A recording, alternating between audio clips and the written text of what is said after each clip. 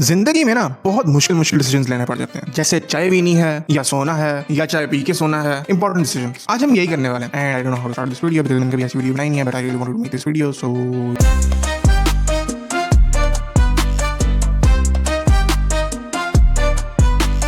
मैंने बहुत सारी वीडियोस देखी हैं video rather cure and I really want to do it, तो मैं इसलिए मेरे चैनल में जो मर्जी करूं।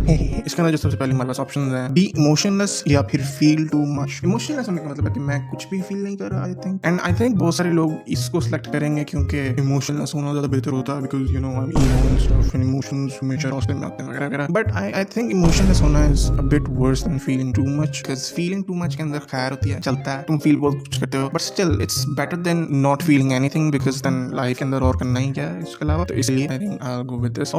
अच्छा मुझे लगा वो दूसरा करेंगे लोग। Live in a society with a mandatory facial recognition, one with complete lack of surveillance but high crime. Okay, तो या तो हम एक ऐसी सोसाइटी के अंदर हैं जहाँ पे मैंडेटरी हर किसी का फेस स्कैन हो, या फिर हम ऐसी सोसाइटी के अंदर हैं जहाँ पर कोई सर्वेलेंस नहीं हो रहा है। पर्सनली आई डोंट थिंक कि सर्वेलेंस से क्राइम रुकता होता है। आई थिंक सर्वेलेंस करने से सिर्फ क्राइम छुपता है। क्राइम की रीजंस और होती हैं। अगर किसी सोसाइटी के अंदर क्राइम ज्यादा तो it depends on the economic reasons I believe, but security के हिसाब से आई थिंक इज बेटर। इस वाली का मतलब ये नहीं है कि यहाँ पे क्राइम नहीं होगा, इसका बस मतलब ये है कि हर कोई काउंटेबल है उसी क्राइम के लिए। I don't know, I guess this one. इतना बड़ा तजाद। अच्छा, make a decision that benefits you but harms others, या फिर one that benefits others but harms you. क्यों भाई, ये तो सोचने की बात नहीं है। LOL XD LOL 32% लोग भी ओके नहीं मजाक कर रहा हूं। Be immortal ना immortal have 9 lives। Yep, invincible में जो immortal करता है ना, उसके बाद immortal का वर्ड ही बुरा लगने लग गया। LOL be poor in a rich country or be rich in a poor country। LOL XD yes be rich in a poor country, like that's not, ये सोचने की जरूरत भी नहीं है bro.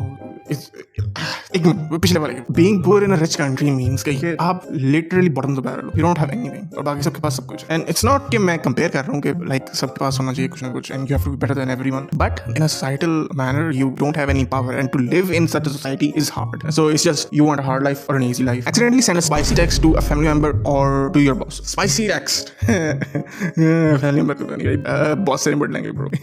Be sick for the rest of your life और किल अ kitten. ओए होए होए, if you don't know this about me, I love cat. I have a cat. मुझे बिल्लियाँ बहुत अच्छी लगती हैं। There's literally a full video of me just ranting about how much I like cats. तो I mean sick होने का क्या मतलब? Like हो सकता है मुझे थोड़ी सी एलर्जी हो किसी चीज़ से, या फिर थोड़ी सी कभी बार चीखें आती हूँ। I mean ये भी हो सकता है। मैं assume करूँ कि बड़ी कोई हल्की फुल्की बीमारी होगी जिसको आराम से कंट्रोल किया जा सकता है। Oh wow, okay. Be stuck on an island with a killer, या फिर stuck in the ocean with hungry sharks. Sharks plural है पहली बात, और sharks अपने मीडियम है, ocean भाई उनका मीडियम है, तो it's better कि मैं उस तरफ ना जाऊँ। लैंड के ऊपर अगर किलर रह रहा है तो it's a 50-50 चांस मैं सर्वाइव कर जाऊँगा या मैं ना करूँ। It's still better कि sharks का रहना is a 100% डेथ जोन। मैं शार्क से नहीं लड़ सकता। तो yeah, of course.